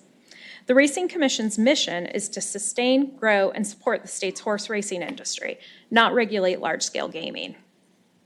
The fact that regulating large-scale gaming is not within the Racing Commission's core mission may account for why the Racing Commission has potentially had difficulty scaling up an appropriate level of regulation. Some of the other shortcomings in the Racing Commission's regulatory approach to HHR are listed on this slide. While the Racing Commission has a number of challenges related to regulating HHR, we think that just increasing staffing at the Racing Commission could create other problems.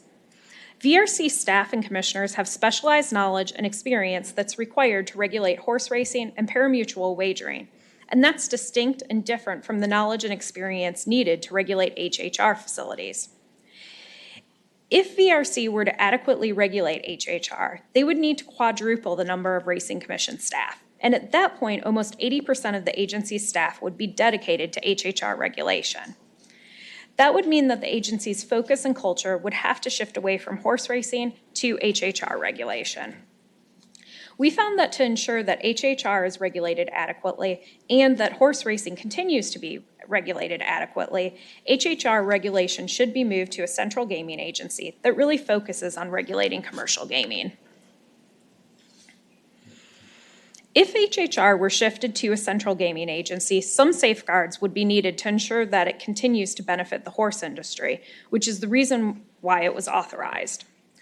Already, state law and regulations require that one live race day be held for every 100 HHR machines operating in the state. Because hosting race days is a requirement for operating HHR machines, the HHR operator maintains a revenue sharing agreement with the state horse industry groups. This agreement ensures that the horse industry receives a portion of the HHR proceeds, and in exchange, the horse industry groups participate in race days. In addition, the Appropriations Act currently requires that a portion of the HHR revenues are distributed to certain horse industry groups, and this is in addition to what's required by the revenue sharing agreement. These protections to the horse industry could remain in place, even if the regulator for HHR were to change.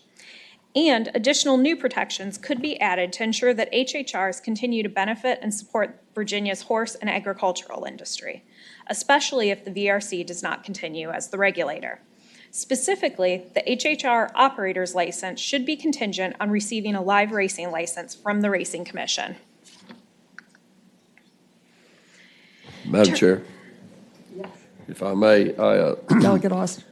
This is where I have a little concern. I certainly think we've got competent, qualified staff at Lottery that can oversee this better than VDAX, but I don't want to lose sight of the original intent of HHR. It's not like your typical gaming or lottery where you go buy your proceeds. These funds are reallocated back to the equine industry in Virginia to grow the equine industry, and those dollars circulate back to the feed stores and the hay and the labor force, and so it's a little bit different, but I think it's definitely it needs to be regulated. It needs the oversight, and I think it can be done through lottery. But I want us to make certain that we maintain the intent of HHR, and we continue. I see Rosie's being threatened by the casinos, Emporia and Richmond, potentially losing opportunity through revenue that can go back to the equine industry.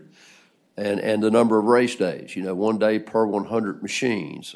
We've got to protect that industry, and I just felt like I felt obligated to convey that message. So thank you kindly, Madam Chair. Thank you. Thank you. Okay. Yes. All right. Turning then to charitable gaming, regulating charitable gaming through a central agency would also address some issues. Similar to the Racing Commission, regulating gaming isn't a primary function for VDAX. VDAX has historically had difficulty recruiting for charitable gaming positions, and as we discussed earlier, they don't have enough staff to adequately regulate charitable gaming. In addition, VDAX's authority for regulating charitable gaming is expanding, and with VDAX's existing staffing issues, the expansion of authority could worsen these problems. A new agency could be created and designated as the Central Gaming Agency, but doing so has some drawbacks. Lottery has already begun regulating sports wagering in casinos and hired nearly half of the staff that they'll need for that function. Creating a new state agency to regulate all forms of gaming would create disruption and uncertainty for approximately 70 existing employees already engaged in gaming regulation at Lottery. Creating a new state agency would also create disruption for all of the casino operators who are all in the middle of developing and building casinos and obtaining their licenses. Additionally, creating a new state agency would also require establishing a new leadership structure for the agency, whereas Lottery already has an existing leadership team that could manage the regulation of additional forms of gaming. Virginia Lottery appears best positioned to be expanded and to serve as a central gaming agency. Lottery could take on additional responsibility for regulating historical horse racing and charitable gaming. Lottery is best positioned to expand and take on this role for a few reasons listed on the slide. This slide summarizes our recommendations related to a central gaming agency. First, the Virginia Racing Commission should remain the regulatory authority for live horse racing and traditional parimutuel wagering. Then, we recommend that Lottery be designated as a central gaming agency and that responsibility for regulating historical horse racing and charitable gaming be transferred to it. If responsibility for HHR and charitable gaming are moved to Lottery, the interests of those two industries should be represented on the Lottery Board by including a member of the Racing Commission and the Charitable Gaming Board on the Lottery Board. This slide summarizes the recommendation that a member of the Virginia Racing Commission and a member of the Charitable Gaming Board serve on the Lottery Board. This slide summarizes the recommendation that the Charitable Gaming Board become an advisory board to Lottery rather than VDAX, and that the HHR operator license be contingent on the issuance of a live racing license from the Virginia Racing Commission. Finally, these next couple slides discuss the cost of moving HHR and charitable gaming regulation to Lottery. The resolution directing our study noted that there may be cost savings in consolidating gaming regulation in a single agency, and we did examine whether there would be any cost savings. However, because the Racing Commission and VDAX are both understaffed to adequately regulate what they're currently responsible for, and additional staff would be needed, we didn't find that there would be any cost savings from consolidating. The Racing Commission's costs are currently paid for through the state taxes collected on HHR wagering. In 2022, the Racing Commission collected over $30 million in tax revenue and used approximately $1.5 million to pay for its expenses. The rest of those funds reverted to the general fund. More robust regulation of HHR would cost more, approximately $2.2 million. But that cost could be paid for from HHR state tax revenue, and this would still result in over $25 million reverting back to the general fund from HHR revenues. On the charitable gaming side, increasing staffing for charitable gaming regulation would also cost more. Currently, charities pay fees that are intended to cover that cost. In 2022, the audit and administration fee was lowered from 1.375% to 0.75%. However, to fully cover the cost of charitable gaming regulation at Lottery, the fee would need to be increased back to 2020 levels, or 1.4%. And even if charitable gaming remains at VDAX, the audit and administration fee would still need to increase in order to cover the cost of additional staff to regulate charitable gaming. This slide lists our key findings from this study. We found that legal gaming is expanded rapidly in Virginia. We found that the Racing Commission does not have adequate staffing, regulations, or policies to sufficiently regulate historical horse racing. VDAX is not adequately staffed to sufficiently regulate charitable gaming.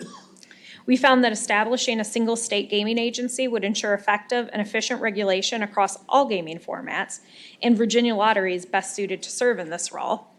And finally, we found that if a single state gaming agency is not established, additional resources will still be needed at VDAX and the Racing Commission to sufficiently regulate charitable gaming and historical horse racing.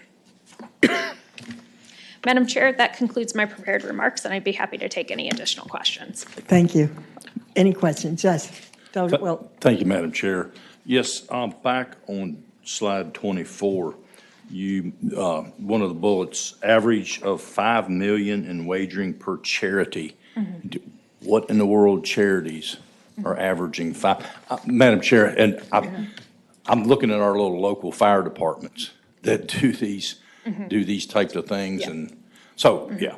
Yeah, so to start, so when we say wagering, that's just the total amount of money that's wagered. So it doesn't account for the money that's paid back out in prizes. So this is the total amount of money that a charity brought in. And then when we did the average, we looked at the average wagering that was across all charities. And that was there was a pretty wide range of wagering. You had some charities that really weren't making anything at all. And then you had on the top end, I think you had one charity that had as much as 17 million in wagering. So it was just a really huge range, which it really made the average come up quite a bit higher than what you might expect from a charity.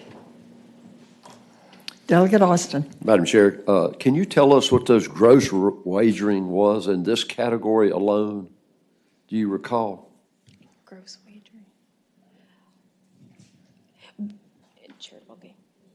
Yeah, I think that we can either get back to you with an answer on that, or VDAX might be able to answer that question. Yeah, I think well. I know. I think if you look at that, it has significantly grown over the course of a few years. And I think this area is being exploited more than any. As Delegate Wilt said, $5 million in an average wager for a small little bingo hall or a fire department for a charitable contribution. This is what we focused on this in our past committee study with charitable gaming, and I think this is of grave concern to this committee. Thank you. Thank you. Senator McPike. Thank you, Madam Chair. I just wanted to appreciate the staff's work on this. As Delegate Austin said, there have been joint work groups and folks working on this for several years now to track this down, and I think this sort of detailed report really helps to fine-tune what the policy considerations are for the General Assembly, which I think clearly need to take place. So thank you for the work and report. Okay, thank you so much. Okay. And Madam Chair, we have two speakers who want to briefly comment from. good. Thank you. David Lerman, and then Larry Nichols. Good morning, Madam Good Chair, morning. members of the commission. As Hal said, I will be brief. First of all, I just really wanted to thank you and JLARC for the opportunity to review the draft, and also wanted to thank the staff for taking into consideration some of my comments and suggestions throughout that process. The Virginia Racing Commission is generally in agreement with the report and its recommendations. Good. And lastly, I just want to recognize your staff, Hal, Tracy, Stephanie, and Ellie, for what, their professionalism, thoroughness, and the cooperation that was demonstrated to me and the Racing Commission during the whole process. And that's really it, unless there are any questions. Okay. Great, thank you so much. I echo your opinion of our staff, by the way. I thought you might. Thank you. Thank you. Okay, Mr. Nichols.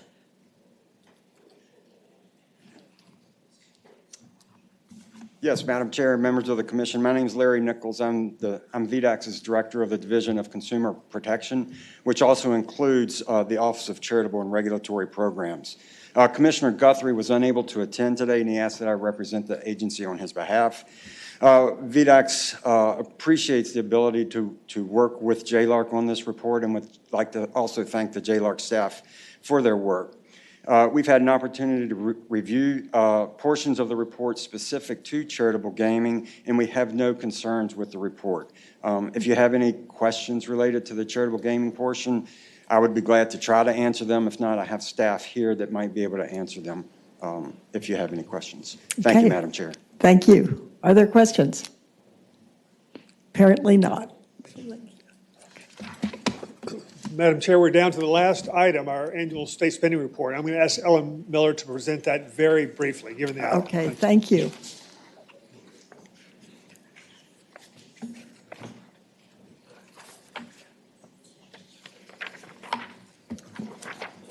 Somehow, Ellen, you're always last, and you're always asked to be much more brief. Yes, you are correct, Madam Chair. But that's okay, because this report, many of you have heard before. There are some new members. But I think you can get the gist of it pretty quickly. So again, Madam Chair, Ellen Miller, and I'll be giving you a brief update of our annual state spending report. The main thing on this slide that I want you to take away is that I'm really just covering the last 10 years in terms of state spending, starting with fiscal year 13 and ending in fiscal year 22, which ended last June. I'm really just going to focus on my first several slides. It really kind of covers the main difference in this report than what I have covered before. So the main story this year is that the budget grew quite a bit in fiscal year 22. You can see the budget in fiscal year 22 was $83 million, and this amount is actually 23% larger than the budget was in fiscal year 21. And this occurred because of substantial growth in both the general and the non-general fund budgets. The non-general fund budget experienced atypical growth from the appropriation of COVID-19 funds, and this is federal funds. In terms of the general fund budget, this budget also grew at an above average rate between fiscal year 21 and 22, and this was mostly from the appropriation of surplus revenues to the state's revenue reserve funds and also the state's retirement fund. Slide 5 shows the trend in how the state budget has grown over the past 10 years. If you look at the bottom line, which is general fund appropriations, you can see that they grew at a fairly low and steady rate through fiscal year 21, and then there's an uptick in fiscal year 22, which raises the annual growth rate a little to an average of 5% per year over the 10-year period. If you look at the middle line, which is non-general funds, you can see that they increased at a faster rate during the 10-year period. You also see a sharp uptick after fiscal year 21, but then if you look at the dotted line, you see that growth kind of erodes when COVID-19 funds are excluded, and it continues the same trajectory that it had been on. So removing the COVID-19 funds reduces the average annual growth rate from 10% per year over the 10-year period to just 7%. And you see that this also happens when you look at the top line, which is the total budget. Most information in the report and presentation covers growth unadjusted for inflation or population. And I'll use this slide to show what happens when you do adjust for these factors and you exclude the COVID-19 funds. When you control for inflation and population growth, the general fund budget, which is the one in the middle, you see that growth in this budget reduces from nearly 5% per year to just over 1% per year during the 10-year period.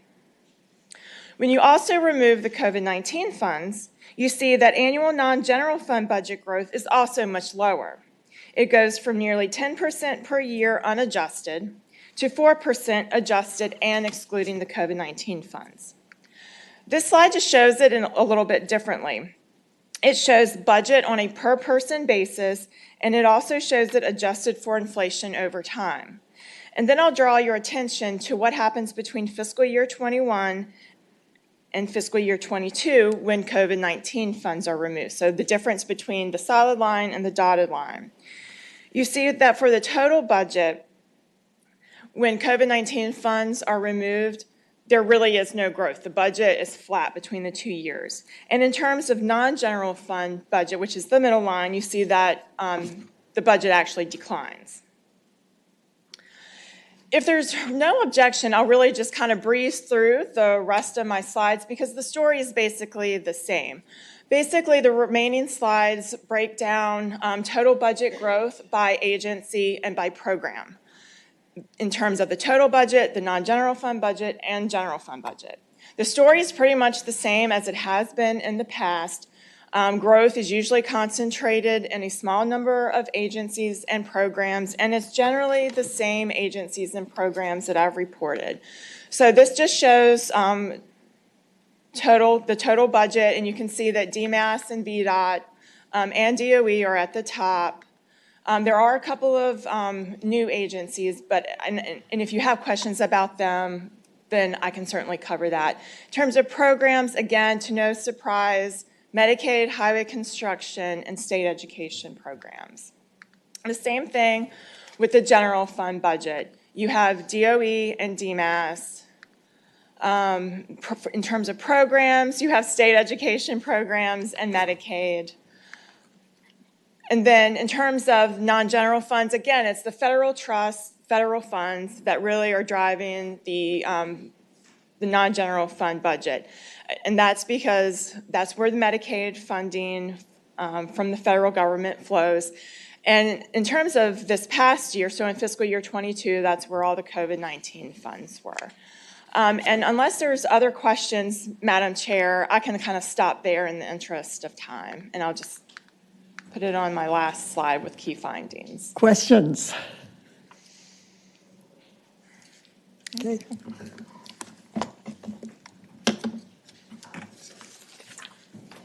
Madam Chair, that concludes our agenda. We will return in 3 weeks. And the next meeting will have a heavy education focus. We'll be presenting our study on the impacts of COVID on K through 12. We'll be presenting our higher ed financial assistance report. And then finally, we'll be presenting our report on the review of the 529 surplus. Thank you for your attention today very much. Thank you. Thank you. So if there is no further business, the committee will rise.